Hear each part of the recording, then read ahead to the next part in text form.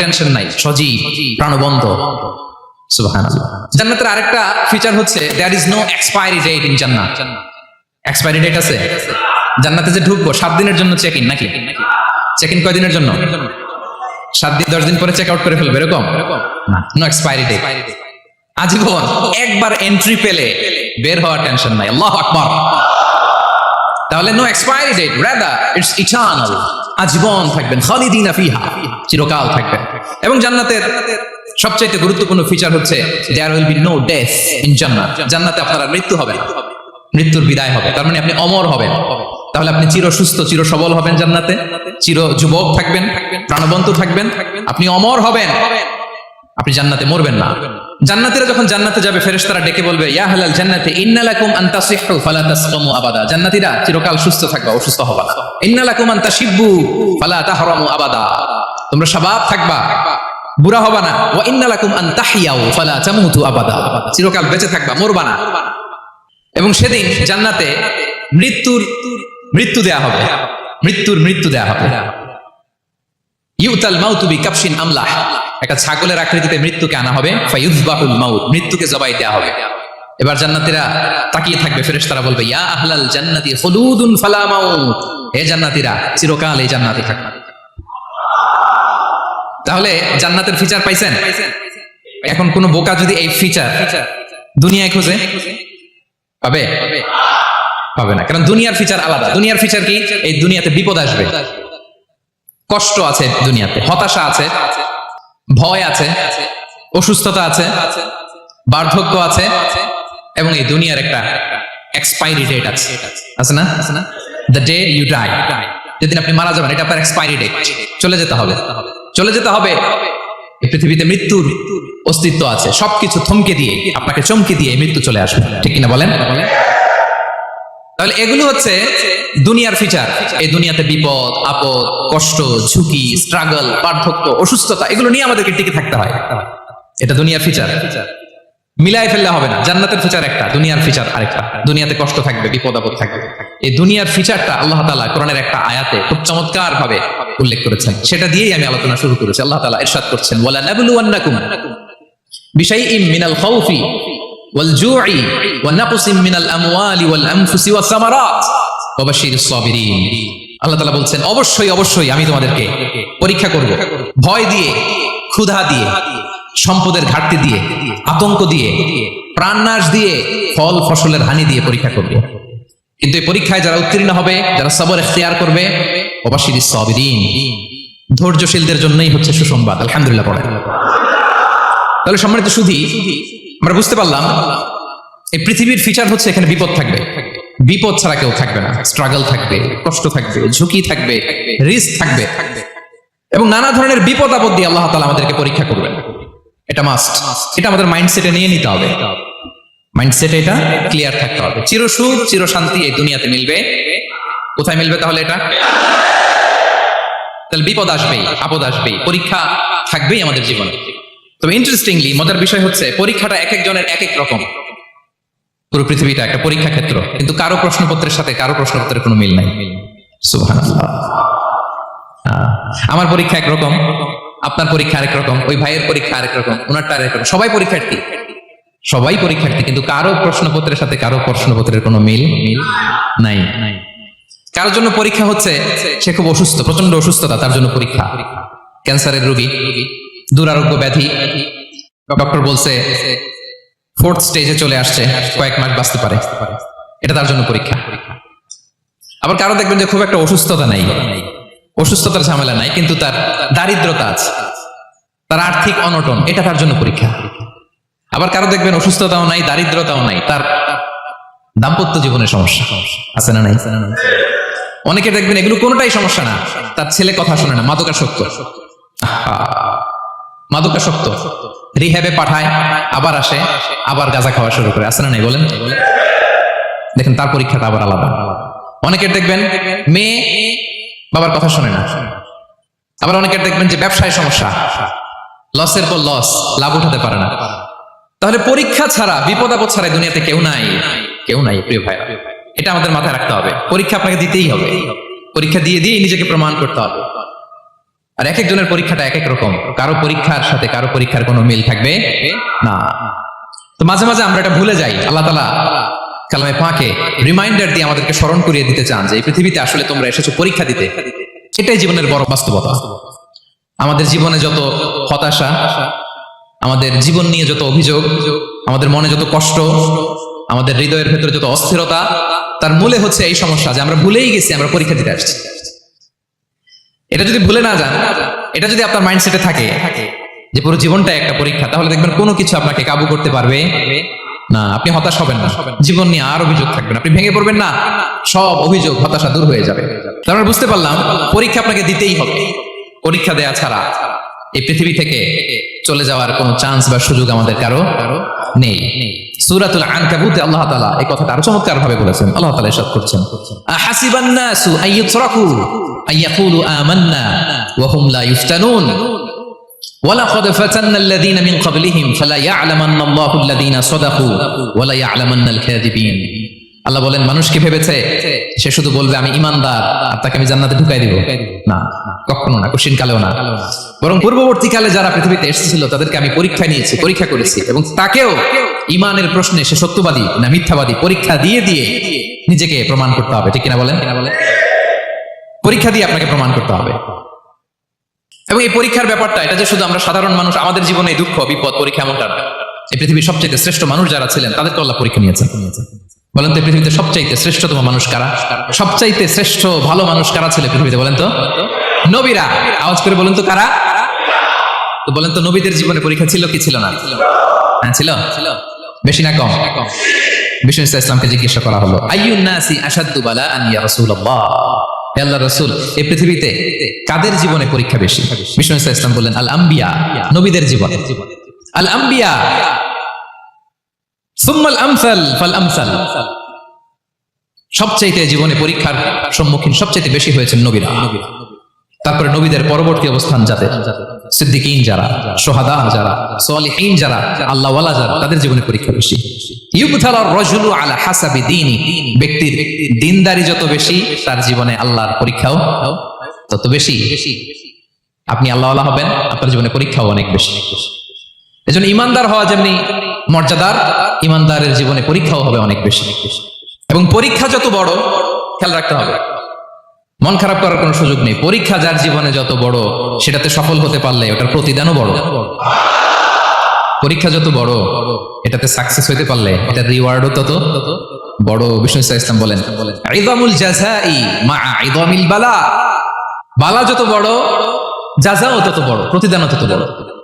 কারণ নবীদের জীবনে যদি খেয়াল করেন দেখবেন, যেই নবীর জীবনে পরীক্ষা যত বেশি, সেই নবীর জীবনে সফলতাও তত বেশি। সাইয়েদনা ইব্রাহিম আলাইহিস সালামের কথাটা একটু খেয়াল করেন তো, বলেন তো ওনার জীবনে পরীক্ষা কেমন ছিল? বেশি না কম? ওনার জীবনের পরীক্ষা থেকেই তো আমরা এই শব্দটা ব্যবহার করি, আমরা বলি অগ্নি পরীক্ষা। কি বলি? মানে আগুনে নিক্ষেপ করা হয়েছে সাইয়েদনা ইব্রাহিম আলাইহিস সালামকে, তাও স্বাভাবিকভাবে না, উলঙ্গ করে, নেকেট করে। ওনাকে অপমানিত করবার জন্য ওনার গায়ের জামা কাপড় খুলে উলঙ্গ অবস্থায় আল্লাহর খলিল সাইয়েদনা ইব্রাহিম আলাইহিস সালামকে অগ্নিকুণ্ডে নিক্ষেপ করা হয়েছিল। এরকম এক্সপেরিয়েন্স এই অডিটোরিয়ামের ভিতরে আমাদের কখনো হয়েছে? তাহলে সাধারণ মানুষের জীবনের পরীক্ষা আর নবীদের জীবনের পরীক্ষার মধ্যে পার্থক্য আছে না নাই? ওই পরীক্ষায় উনি পাশ করে ফেললেন। 86 বছর পর্যন্ত আল্লাহর কাছে দোয়া করলেন, আল্লাহ আমাকে একটা নেককার সন্তান দাও। আল্লাহ সন্তান দেয় না। 86 বছর পরে আল্লাহ তাআলা সাইয়েদনা ইব্রাহিম আলাইহিস সালাম এবং হাজারের ঘরকে উজালা করে সন্তান দিলেন। সাইয়েদনা ইসমাঈল আলাইহিস সালাম পৃথিবীতে আসলেন কত বছর বয়সে? 86 বছর বয়সের এখানে কেউ আছেন? হ্যাঁ, আছি আমরা? কেউ নাই। 86 বছর বয়সে প্রথম সন্তান পেয়েছে। তাদের ঘরকে উজালা করে আল্লাহর নবী সাইয়েদনা ইসমাঈল আলাইহিস সালাম আসলেন। এবার আল্লাহ বললেন, যাও স্ত্রীকে আর এই কলিজার টুকরা সন্তানকে, থাকো তো প্যালেস্টাইনে, প্যালেস্টাইন থেকে 1500 কিলোমিটার দূর, দ্য ব্যারেন ল্যান্ড, ওই মক্কার ধুধু মরু প্রান্তরে রেখে আসো, যেখানে কেউ নাই, মানুষ নাই, গাছ নাই, পাখি নাই, পানি নাই, যাও রেখে আসো। আচ্ছা বলেন তো, 86 বছর পরে যে লোকটা সন্তান পেল, বুঝে শুনে উত্তর দিন, 86 বছর পরে যে লোকটাকে আল্লাহ তাআলা সন্তান দিল, তার হৃদয়ে ওই সন্তানের জন্য মায়া বেশি না কম? এমনি তো আমাদের প্রথম সন্তান, আমাদের প্রথম সন্তানের হিস্ট্রিটা একটু খেয়াল করেন তো। প্রথম আমাদের যে মেয়ে হয়েছিল বা যাদের ছেলে হয়েছিল, তার প্রতি আদর, সোহাগ, দরদ, ভালোবাসা, আল্লাহ কত ছিল? আর 86 বছর বয়স আল্লাহ তাআলা ওনাকে সন্তান দিলেন, দিয়ে বললেন যাও। হাজারকে আর ইসমাইলকে মক্কার ধুধুমরু প্রান্তরে রেখে আস। আল্লাহ তাআলা বলতে দেরি, চলে যেতে দেরি নাই, মুহূর্তে উনি রওনা হয়ে গেলেন। সুবহানাল্লাহ বলবেন না? রেখে আসলেন মক্কার ধুধুমরু প্রান্তরে। এবার আল্লাহ বললেন যাও, রিটার্ন ব্যাক টু প্যালেস্টাইন, প্যালেস্টাইনে চলে যাও। চলে গেলেন, হৃদয়টা ভেঙে খান খান। অনেক বছর পরে আল্লাহ তাআলা আবার অনুমতি দিলেন, যাও এবার ছেলেকে রেখে আসতে পারো, যাও প্যালেস্টাইন থেকে আবার মক্কা যাও। সাইয়েদনা ইব্রাহিম আলাইহিস সালাম প্যালেস্টাইন থেকে আবার 1500 কিলোমিটার পথ পাড়ি দিয়ে, এখনকার মতো ফ্লাইটে যায় না, গাড়িতেও না, উটে করে, কিসে করে। উনি যে কতবার মক্কা থেকে ফিলিস্তিন এসেছেন আর গিয়েছেন কোনো ইয়ত্তা নাই, হিসাব নাই। গেলেন, এবার ছেলেটা হাঁটতে পারে, দৌড়াতে পারে, একটু একটু কথা বলতে পারে, আব্বু আব্বু ডাকতে পারে। কেমন মায়া লাগে বলেন তো? মায়া ভালোবাসায় যখন টইটম্বুর, ঠিক ওই মুহূর্তে আল্লাহ বললেন ছেলেকে জবাই করো, জবাই করো ছেলেকে। আল্লাহ তাআলা বলতে দেরি করেছেন, আল্লাহর আদেশ পালনে 1 সেকেন্ডও তিনি দেরি করেন নাই। ছুরি চালালেন, জান্নাত থেকে দুম্বা নিয়ে আসা হলো। এভাবে আল্লাহর নবী ইব্রাহিম আলাইহিস সালাম ওনার জীবনের প্রতিটি ক্ষেত্রে যেখানে আল্লাহ তাআলা ওনাকে পরীক্ষা নিয়েছেন, উত্তীর্ণ হয়েছেন। এবং দেখেন ওনাকে আল্লাহ তাআলা কি উপহার দিলেন, আল্লাহ তাআলা ওনাকে খলিলুল্লাহ উপাধি দিলেন, আল্লাহর বন্ধু। সুবহানাল্লাহ বলেন। আল্লাহ তাআলা বলছেন ওয়া ইযি বিতালা ইব্রাহিম রাব্বুহু বিকালিমাতিন ফাআতাম্মাহুন ক্বালা ইন্নী জাঈলুকা লিন-নাসি ইমামা। আল্লাহ অনেকগুলো পরীক্ষা নিয়েছিলেন সাইয়েদনা ইব্রাহিম আলাইহিস সালাম, প্রতিটা পরীক্ষায় সাকসেসফুলি পাস করেছেন, গোল্ডেন এ প্লাস। আল্লাহ বলেন ইন্নী জাঈলুকা লিন-নাসি ইমামা, I'm gonna make you the leader for the entire human being. I'm gonna appoint you as a leader for the entire universe. গোটা বিশ্বের জন্য, গোটা মানবতার জন্য আমি তোমাকে লিডার বানিয়ে দিলাম। ইযামুল জাযাই মা'a ইযামিল বালা। পরীক্ষা যত বড়, ওই পরীক্ষায় পাশ করলে ওইটার ফলাফল প্রতিদানও বড়। তাহলে দেখেন প্রিয় ভাইরা, সাইয়েদনা ইব্রাহিম আলাইহিস সালামের জীবনে পরীক্ষার কোনো শেষ ছিল না। আমি আপনি কোথায়? আল্লাহর খলিলের জীবনে যদি এত পরীক্ষা থাকতে পারে, আমি আপনি কোথায় বলেন তো? এবার বলেন সাইয়েদনা মূসা আলাইহিস সালাম, ওনার জীবনে তো কোনো পরীক্ষার ছিল না। হ্যাঁ, গুণে শেষ করতে পারবেন? জন্মটাই তো হয়েছে পরীক্ষার মধ্য দিয়ে। মিশরের ছেলে সন্তান হইলে ফেরাউন বলছে জবাই করো, ওনার মা এরকম সিন্ধুকে করে ভাসায় দিলেন নীল নদীতে। আল্লাহু আকবার! কি একটা রোমাঞ্চকর পরিস্থিতির মধ্য দিয়ে আল্লাহ তাআলা ওনাকে বাঁচালেন। সুবহানাল্লাহ। জন্মই হয়েছে পরীক্ষার মধ্যে দিয়ে। বড় হইলেন, ফেরাউনের ভয়ে দেশ ত্যাগ করলেন, মিশর থেকে মাদিয়ান। আবার আল্লাহর আদেশে যখন ফিরে আসলেন, আবার ফেরাউনের সাথে তর্ক বিতর্ক, যুদ্ধ। একটা রাত আল্লাহ নবী মুসা আলাইহিস সালাম শান্তি মতো মিশরে ঘুমাতে পারে নাই। একটা রাত শেষ পর্যন্ত এই ফেরাউন মুসা আলাইহিস সালামকে ধাওয়া করেছে। ফেরাউনের ধ্বংসের আগ পর্যন্ত সে মুসা আলাইহিস সালামকে ধাওয়া করেছে। তার মানে মুসা আলাইহিস সালাম এই বিপদ আপদ পরীক্ষা এগুলো থেকে মুক্তি পান নাই। এবার বলেন ঈসা আলাইহিস সালামের কথা, ওনার জীবনে তার পরীক্ষা ছিল না? কি পরীক্ষা ছিল? হ্যাঁ, আল্লাহু আকবার। Same scenario goes to the biography of every messenger in the world. পৃথিবীর সব নবীর ক্ষেত্রে একই ঘটনা ঘটেছে। সাইয়েদনা ঈসা আলাইহিস সালাম দাওয়াত যখন দিলেন, ওনার বিরোধিতা শুরু হলো, ওনাকে হত্যার ষড়যন্ত্র হলো। ইভেন কি ওনাকে মারার জন্য বনি ইসরাইলেরা উদ্ধত হলো, জানে বাঁচবার জন্য পালালেন। এক ঘরে ঢুকলেন, চারদিক দিয়ে ঘেরাও করলো, উনি দরজা জানালা লাগাই দিলেন। ওরা বললো একজন দরজা ভেঙে জানালা ভেঙে ভিতরে ঢুকো, ঢুকে দেখো বেটা ঈসা কি করে। একজন ভিতরে ঢুকছে, ঢুকার সাথে সাথে বল রাফাআহুল্লাহু ইলাইহি, আল্লাহ তাআলা ঈসা আলাইহিস সালামকে উপরে উঠায় নিলেন। আর যেই লোকটাকে তারা ভিতরে ঢুকালো, তার চেহারাকে আল্লাহ তাআলা ঈসা আলাইহিস সালামের চেহারার মতো করে দিলেন। এবার তার বাইরের সাথীরা বলে ঘটনা কি, বেটা ঈসাও বেরোয় না, আমাদের লোকটাও বেরোয় না, সবাই ঢুক। দরজা ভেঙে ভেতরে ঢুকে দেখে ঈসা দাঁড়ায় আছে। বলেন তো এটা ঈসা না মিসা? এটা কি আসল ঈসা? ওমা কতালু ওমা সলাবু ওয়ালাকিন শুব্বিহা লাহুম। আল্লাহ বলে তোমরা আমার নবী ঈসাকে হত্যাও করতে পারো নাই, শুলেও চড়াতে পারো নাই, আমি সেফটি সিকিউরিটি দিয়ে আমার নবী ঈসা আলাইহিস সালামকে আকাশে তুলে নিয়েছি। তাহলে ওনার জীবনে পরীক্ষার শেষ ছিল না। এবার যদি আমরা বিশ্বনবী সাল্লাল্লাহু আলাইহি ওয়াসাল্লামের জীবনের দিকে তাকাই, ওনার জীবনটা দেখেন তো। আমাদের প্যারা নবী বিশ্বনবী মুহাম্মদুর রাসূলুল্লাহ সাল্লাল্লাহু আলাইহি ওয়াসাল্লাম, ওনার জীবনে কি স্ট্রাগল ছিল? স্ট্রাগল। মাক্কি জীবনের কথা যদি একটু খেয়াল করেন, দেখেন তো 3 বছর শিয়াবে আবি তালেবে জেল কেটেছেন, না খেয়েছিলেন। ওনার বংশের লোকেরা প্রথমে ছাগল খেয়েছে, ছাগলগুলো যখন শেষ, ছাগলের চামড়াগুলো শুকিয়ে ওইটা খাইছে। গাছের পাতা ছাল এগুলো খেয়ে খাবারের অভাবে বেহুশ হয়ে পড়ে থাকতো তারা। না খেয়ে কয়দিন ছিলেন আপনি? আমি কয়দিন ছিলাম না খেয়ে? মনেই তো পড়ে না, না খেয়েছিলাম কিনা কোনোদিন। এটা হচ্ছে মাক্কি জীবন। মেন্টালি প্রেসার দেয়া হয়েছে। বিশ্বনবীর চাচা আবু লাহাব, তার 2 ছেলে উতবা আর উতাইবা, এদের সাথে বিয়ে দিয়েছিলেন 2 মেয়ের।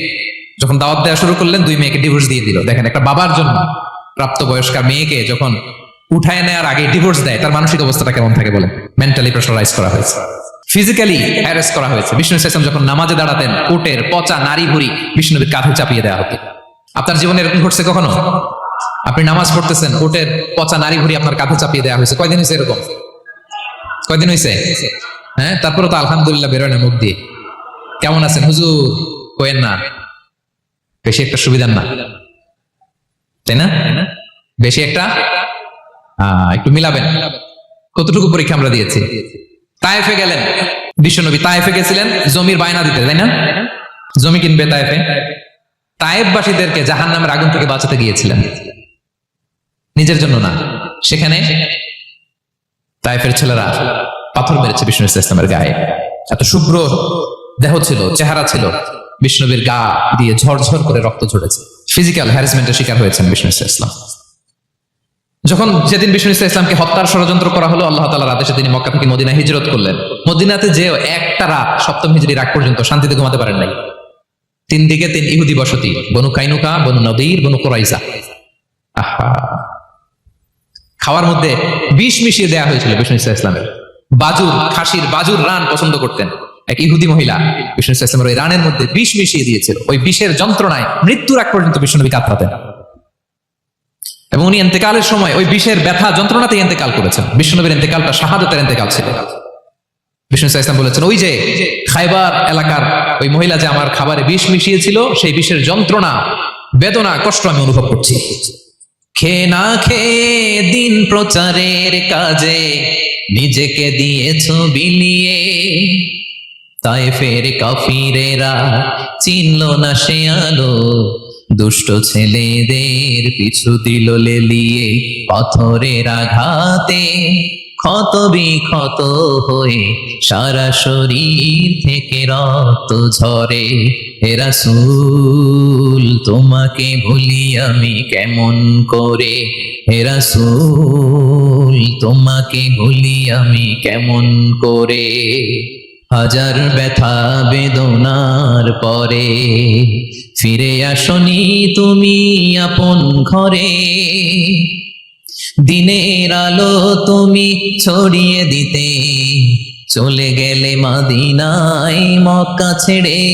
হে রাসূল তোমাকে ভুলি আমি কেমন করে, হে রাসূল তোমাকে ভুলি আমি কেমন করে।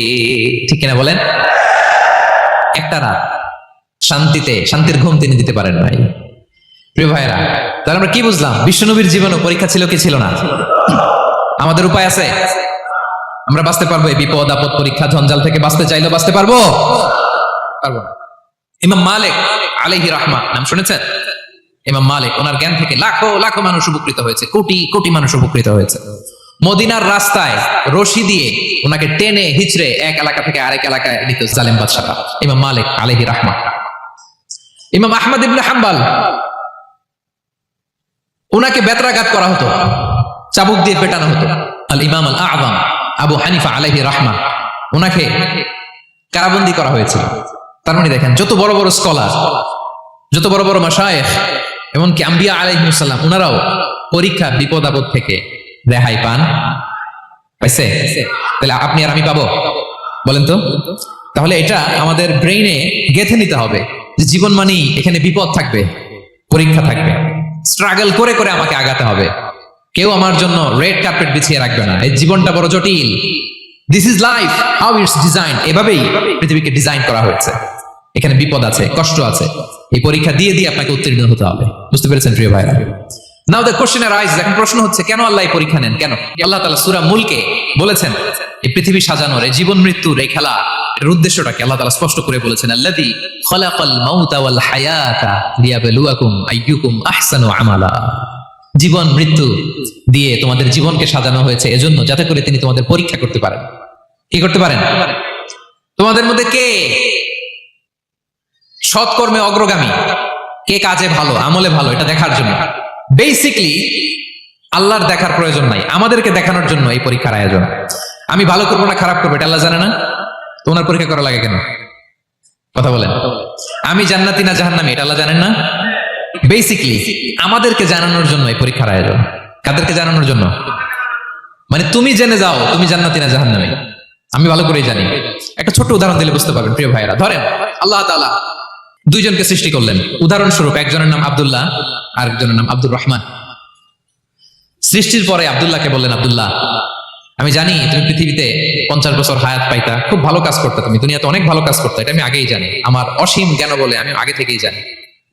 তো যাও, তোমার এইমাত্র সৃষ্টি করলাম, যাও তুমি জান্নাতে ঢুকে যাও, কারণ আমি জানি তুমি জান্নাতি হবে। আচ্ছা, আর আব্দুর রহমান তুমি পৃথিবীতে খুব খারাপ কাজ করতে, এটা আমি জানতাম, তোমার পাঠাইলে খারাপ কাজ করবা, তুমি সীমা লঙ্ঘন করবা, অন্যায় করবা, অপরাধ করবা, তুমি জাহান্নামী হবা, যাও। সেটা আমি জানি, পরীক্ষার দরকার নাই, তোমার জাহান্নাম দিয়ে দিলাম, যাও ঢুকে যাও। আব্দুল্লাহ ঠিকই জান্নাতে ঢুকে যাবে, আব্দুর রহমান কি ঢুকবে? ঢুকবে। সে বলবে, আল্লাহ এইমাত্র আমার বানাইলেন, এইমাত্র আপনি আমাকে সৃষ্টি করলেন, সৃষ্টি করেই বলতেছেন তুমি জাহান্নামে যাও, আর বলতেছেন আমি জানি দুনিয়াতে পাঠালে তুমি খারাপ কাজ করবা, তুমি জাহান্নামী হবা, পাঠানোর আর কি দরকার, আগে থেকে জাহান্নামে যাও। আল্লাহ আপনি জানলে জানতে পারেন, আমি তো জানি না, ঠিক কিনা বলেন? সে বলবে, না আল্লাহ আপনি ভুল বলতেছেন, এই দুনিয়াতে পাঠাইলে আমি খুব ভালো কাজ করতাম, আমি সীমা লঙ্ঘন করতাম না, নামাজ পড়তাম, রোজা রাখতাম, হজ করতাম, যাকাত দিতাম, সাদাকা করতাম, চ্যারিটি করতাম, জনকল্যাণকর সব ভালো কাজগুলো আল্লাহ আমি করতাম। এজন্য আল্লাহ তাআলা পরীক্ষার আয়োজন করেছেন, যাতে করে তুমি জেনে যাও যে পৃথিবীতে তুমি কি করেছো। এখন আর আল্লাহকে এক্সকিউজ দেওয়ার সুযোগ নেই। আচ্ছা বলেন তো, আবু জাহেলকে যদি আল্লাহ এখন কিয়ামতের দিন বলে, Abu Jahl go to the hell fire, Abu জাহেলের কিছু বলার সুযোগ আছে? কারণ ও দুনিয়াতে কি করে আসছে এটাও জানে না। ফেরাউনকে ডেকে যদি আল্লাহ বলে, ফেরাউন তুমি জাহান্নামে যাও, go to the hell fire, ওর কি কোনো এক্সকিউজ দেওয়ার সুযোগ আছে? বলেন, সুযোগ আর আছে? কারণ তুমি দুনিয়াতে কি করেছো তোমার চেয়ে ভালো কেউ আর জানে। তো পৃথিবীতে এই পরীক্ষার এই আয়োজনের সবচাইতে বড় উদ্দেশ্য হচ্ছে যাতে করে আমরা দেখে যাই যে আমরা কি কাজ করছি। কেউ যখন পরীক্ষা দেয় প্রিয় ভাইরা, ওই পরীক্ষায় কত পাবে তার একটা হিসাব আছে না?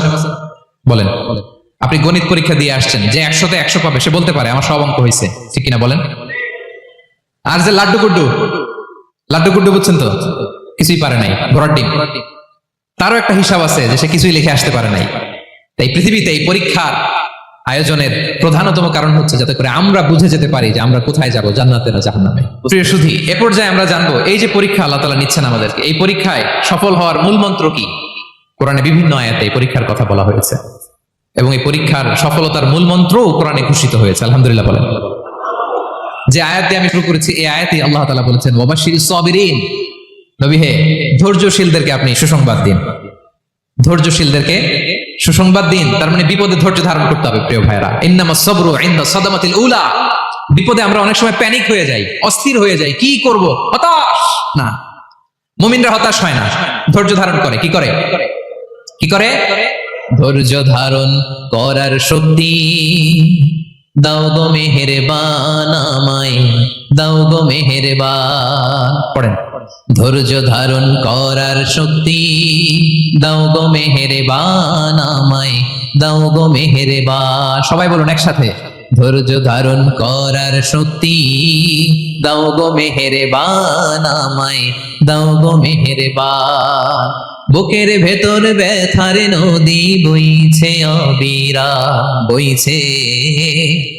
বইছে অবিরাম। পড়ুন, ধৈর্য ধারণ করার শক্তি দাও গো মেহেরবান, আমায় দাও গো মেহেরবান। পড়েন আমিন।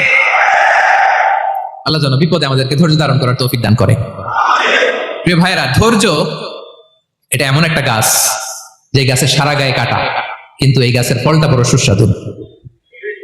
আই রিপিট, আমি আবার বলছি, ধৈর্য এটা এমন একটা গাছ যে গাছের সারা গায়ে কাটা, কিন্তু ফলটা বড় মিষ্টি, ফলটা বড় সুস্বাদু। সবাই ধৈর্য ধারণ করতে পারে না। বিষ্ণু ইসলামকে আল্লাহ তাআলা নানা সময় আশ্বস্ত করেছেন, সান্ত্বনা দিয়েছেন, আর ধৈর্যের বাণী শুনিয়েছেন। আল্লাহ বলেন, ফাসবির কামা সাবারা উলুল আজমি মিনার রাসূল, নবী হে আপনার আগে দৃঢ় প্রত্যয়ী নবীরা যেরকম ধৈর্য ধারণ করেছে, আপনি ধৈর্য ধারণ করুন। সূরাতুল মুজাম্মিল আল্লাহ তাআলা বলছেন, ওয়াসবির আলা মা ইয়াকুলুনা ওয়াহজুরহুম হাজরান জামিলা। ওরা যাই বলুক আপনি ধৈর্য ধারণ করুন, ওদের কথাকে ইগনোর করুন, just ignore what they are saying to you. যা বলে আপনি জাস্ট ইগনোর করেন। ওরা বিষ্ণু ঈসা ইসলামের মনোবলকে ভেঙে দেওয়ার জন্য কখনো বিষ্ণু ঈসা ইসলামকে কবি বলে গালি দিত। কবি কি বলতো? শায়ের। কখনো বলতো মজনুন, পাগল। নাউজুবিল্লাহ পড়বেন না? পাগল বলে গালি দিত। মাঝে মাঝে বলতো কাহিন, গণক। মাঝে মাঝে বিষ্ণু ইসা ইসলামকে তারা বলতো আবতার, লেস কাটা, মোহাম্মদ তোমার ছেলে নাই, তোমার বংশ নির্বংশ হয়ে গেছে, তোমার নাম নেওয়ার মতো কেউ নাই। কপাল পোড়া। গোটা বিশ্বব্যাপী বিষ্ণু ইসা ইসলামের সুনাম সুখ্যাতি ছড়িয়ে দিয়েছে কে?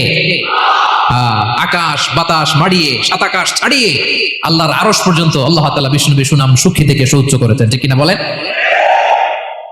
ইগনোর করুন, আপনাকে কবি বলে, গণক বলে, আপনাকে পাগল বলে, আপনাকে লেসকাটা বলে, জাস্ট ইগনোর দেন। বর্তমান সময়েও নানা ধরনের ট্যাগ আমাদেরকেও দেয় কি দেয় না বলেন? দেয়। আমাদেরকে কি বলে? মৌলবাদী বলে, বলে বলে ওই যে রাজাকার বলে। রাজাকার রাজাকার খেলার দিন শেষ। মন মতো হইলে মুক্তিযোদ্ধা, মন মতো না হইলে রাজাকার, এই দিন শেষ। ওই দিন আর নাই, এই কার্ড দিয়ে আর খেলার দিন নাই। এগুলো মানুষ আর খায় না এখন, এগুলো গিলে না আর। সাধারণ মানুষ বড্ড সচেতন। দেখেন কালের বিবর্তনে, সময়ের আবর্তনে একই পরিক্রমা আমাদেরকেও ট্যাগিং করে, আমাদেরকে মৌলবাদী বলে, ব্যাকডেটেড বলে, রাজাকার বলে, জঙ্গি বলে, যুদ্ধাপরাধী বলে, আছে না এরকম? ওয়াসবির আলা মা ইয়াকুলুন, নিজের সাথে মিলায় না, যা বলে ধৈর্য ধারণ করো। ওয়াহজুরহুম হাজরান জামিলা, জাস্ট ইগনোর দেন, ভালোভাবে ইগনোর করেন, খালাস, সালাম দিয়ে কেটে পড়েন। তাহলে প্রিয় ভাইরা, এই বিপদ আপদ আমাদের পিছু ছাড়বে না, পিছু ছাড়বে না। নবীদের পিছু ছাড়ে নাই, আমরা কোথায়? আমরা আর কি? বিপদ আমাদেরকে ধৈর্য ধারণ করতে হবে, মনোবল হারাইলে হবে না।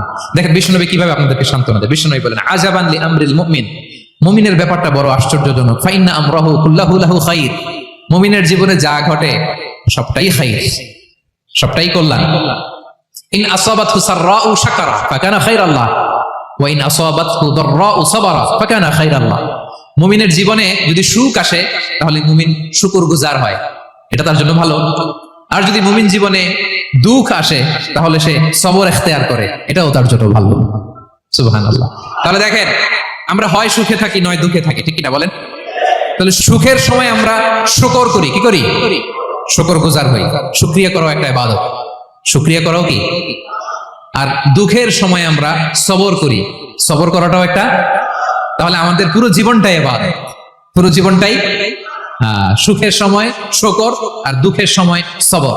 আওয়াজ করে বলেন, সুখের সময় শুকর আর দুঃখের সময়, এই দুই ইবাদত মুমিন জীবনে চলমান, কন্টিনিউয়াস, একটা উইন উইন সিচুয়েশন। কি বলেন? উইন উইন হয়ে গেল না? যেই পরিস্থিতিতেই থাকে আমাদের জন্য লাভ। আল্লাহু আকবার। তাহলে প্রিয় ভাইরা, এটাই জীবনের বাস্তবতা। সবর আমাদেরকে ইখতিয়ার করতে হবে, হতাশ হওয়া যাবে না। অনেকে আমরা অল্পতে হতাশ হই। এই যে আমরা ধৈর্য ধারণ করছি, এর ফল পাচ্ছি না? দীর্ঘ 1.5 দশক ধরে ধৈর্য ধারণ করছেন না আপনারা? এখন মুক্তি, স্বাধীনতা, বিজয় এনে দিয়েছে কে? ধৈর্য ধারণ করুন। ধৈর্যের যে ফলাফল, এটা বড় মিষ্টি। ধৈর্য এমন একটা গাছ, এই গাছের সারা গায়ে কাটা, কিন্তু এর ফলটা বড় সুস্বাদু, এর ফলটা বড় মিষ্টি। ধৈর্য ধারণ করার অভ্যাস করতে হবে প্রিয় ভাইরা। মুমিন হতাশ হয় না, হাল ছেড়ে দেয় না। মুমিন ভরসা রাখে একজনের উপর, তিনি কে? লা তাইয়াসু মির রাউহিল্লাহ ইন্নাহু লা ইয়াইয়াসু মির রাউহিল্লাহ ইল্লাল কওমুল কাফিরুন। আল্লাহর রহ থেকে, রহম থেকে নিরাশ হয়ে যাও না। কাফির ছাড়া, অকৃতজ্ঞ ছাড়া কেউ আল্লাহর রহ থেকে, আশা থেকে নিরাশ হয় না। শয়তানের সবচেয়ে বড় মিশন হলো আমাদেরকে হতাশ বানানো, খেয়াল রাখবেন। শয়তানের সবচাইতে বড় মিশন কি? আমাদেরকে হতাশ করে দেয়া। হতাশ বানাইতে পারলে সে সাকসেসফুল, খুশি। কিন্তু আমরা এত সহজে হতাশ হই না, আমরা নিরাশ হই না, আমরা বিপদে হাল ছেড়ে দেই না। আমরা ভরসা রাখি এক মহান সত্তার উপর, তিনি কে? মনে থাকবে? বিপদ আসলে ভেঙে পড়বেন, ভিসা না হইলে কান্নাকাটি শুরু করবেন, ব্যবসায় লস হইলে হাউমাউ, হতাশ হবেন, ভেঙে পড়বেন। ধৈর্য ধারণ করবো আমরা। আওয়াজ করে বলেন, আমরা কি করব? সবর। বিপদ ট্যাকেল দেওয়ার প্রথম স্টেপ হচ্ছে সবর, ধৈর্য ধারণ করতে হবে। অবশ্যই সাবিরিন, ধৈর্যশীলদেরকে সুসংবাদ দাও। বিপদ থেকে বাঁচার দ্বিতীয় স্টেপ হচ্ছে এই বিপদ থেকে উত্তরণের চেষ্টা করতে হবে, কন্টিনিউয়াস প্রচেষ্টা চালিয়ে যেতে হবে। ওয়াল্লাযীনা জাহাদু ফিনা লানাহদিয়ান্নাহুম সুবুলানা, যারা আমার রাস্তায় চেষ্টা করে, প্রচেষ্টা করে, স্ট্রাগল করে, তাদেরকে আমি পথ দেখিয়ে দেই, সুবুল দেখিয়ে দেই, ওয়ে আউট দেখায় দেই, এক্সিট দেখায় দেই। কোথাও আটকাবেন না আপনি, আপনাকে এক্সিট দেখাই দিবে কে? মালয়েশিয়াতে কেলুয়ার বলে না? কেলুয়ার কি বলে চিনেন? কেলুয়ার মানে কি? এক্সিট। এক্সিট পেয়ে যাবেন, আটকাবেন না আপনি জীবনে কোথাও। 3 নাম্বার, আল্লাহর উপর তাওয়াক্কুল করতে হবে বিপদ আসলে। ওয়া মান ইয়াতাওয়াক্কাল আলাল্লাহি ফাহুয়া হাসবুহ, আল্লাহর উপর যে তাওয়াক্কুল করে আল্লাহই তার জন্য যথেষ্ট হয়ে যায়। তাহলে বিপদে প্রিয় ভাইরা আমরা প্যানিক হব না, ধৈর্য ধারণ করব, বিপদ থেকে উত্তরণের সর্বোচ্চ প্রচেষ্টা চালিয়ে যাব, আর ভরসা রাখবো একজনের উপর, তিনি কে? আর বিপদ আসলে এটাকে নেগেটিভলি নেবেন না সবসময়। বিপদ আপদ এটা অনেক পজিটিভ ভালো জিনিস আমাদের জীবনে বয়ে নিয়ে আসে। শাইখুল ইসলাম ইবনু তাইমিয়া আলাইহি রাহমা উনি বলতেন, খুব দামি কথা, খুব হেভি ওয়েট কথা, মনোযোগ দিয়ে শুনুন। তিনি বলতেন, যে নেয়ামত তোমাকে আল্লাহ থেকে দূরে সরায়, ওই নেয়ামতের চেয়ে বিপদ ভালো যে বিপদ তোমাকে আল্লাহর দিকে ধাবিত করে।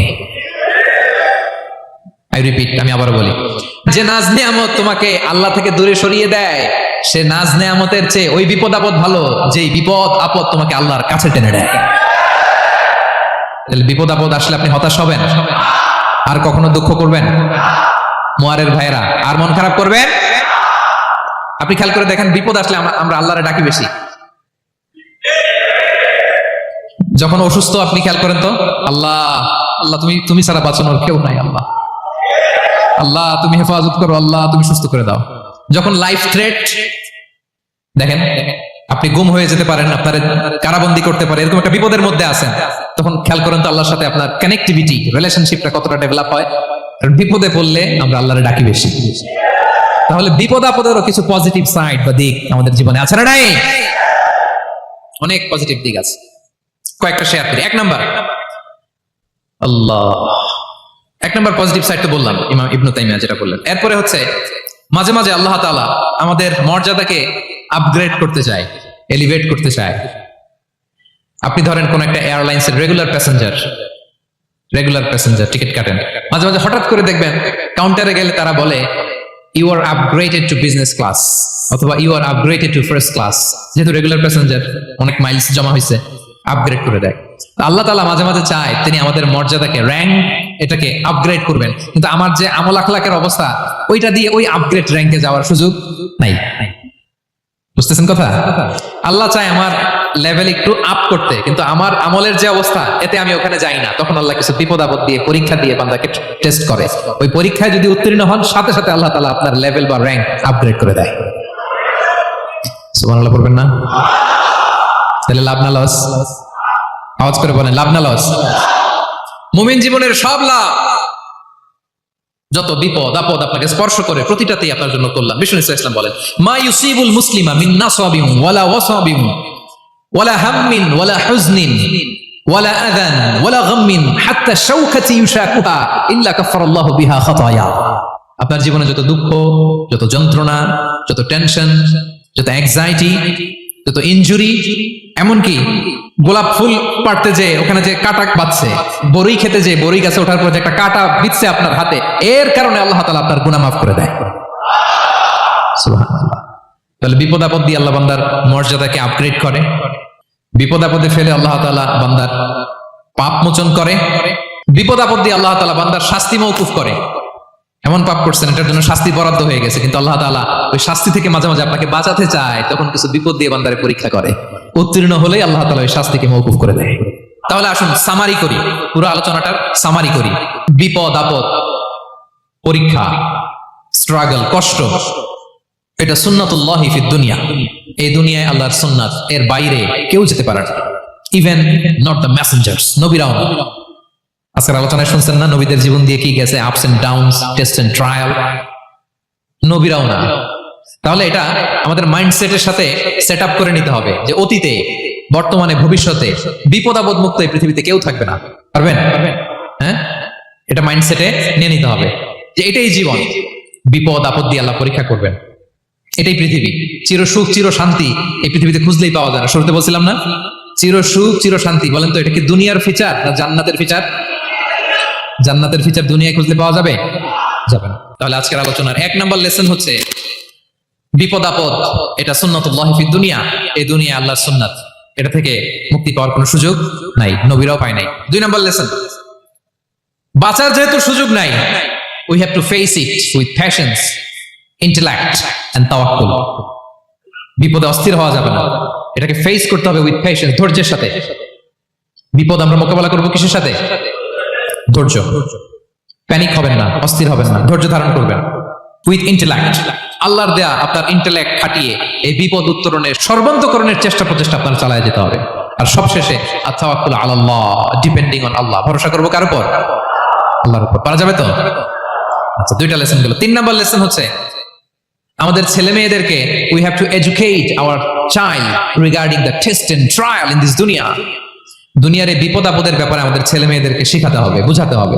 ওরা ছোট মানুষ তো অস্থির হয়ে যায়, আব্বু আমার সাথে কেন এমন হয়, আমারই শুধু পেন্সিল চুরি হয়, আমারই শুধু এটা হয়, আমি পরীক্ষায় খারাপ করি, আমি ব্যথা পাই, আমার এই আমার সেই। ছোট মানুষ তো বুঝে না। ওরা বুঝাইতে হবে যে বাবা, this is the essence of life, এটাই জীবন, এটাই কি এই লাইফ হ্যাকস গুলো তাদেরকে শেখাইতে হবে। ডোন্ট বি প্যানিক, প্যানিক হওয়া যাবে না। This is how life is design, এটাই জীবন, বিপদ আপদ আসবে, এটাকে মেনে নিতে হবে, ছেলে মেয়েদেরকে শিখাইতে হবে, তাহলে তারাও প্যানিক হবে না। পারবেন তো ইনশাআল্লাহ? আচ্ছা, 4 নাম্বার লেসন হচ্ছে যেটা আমরা জানলাম, এই বিপদ আপদ সবসময় আমাদের জন্য খারাপ না। সামটাইমস ইট ব্রিংস খায়ের for us if dealt properly. ঠিক মতো বিপদকে ডিল করতে পারলে এটা আসলে আমার জন্য আখেরে কল্যাণই বয়ে নিয়ে আসে। কি বলেন, তাই না? কল্যাণ বয়ে নিয়ে আসে। সব শেষ কথা হলো, আমরা যেন এই বিপদগুলোকে প্রপারলি ডিল করতে পারি, আমরা যেন সবর ইখতিয়ার করতে পারি। আল্লাহর কাছে চাইতে হবে, দোয়া করতে হবে, কারণ তৌফিক দেওয়ার মালিক কে?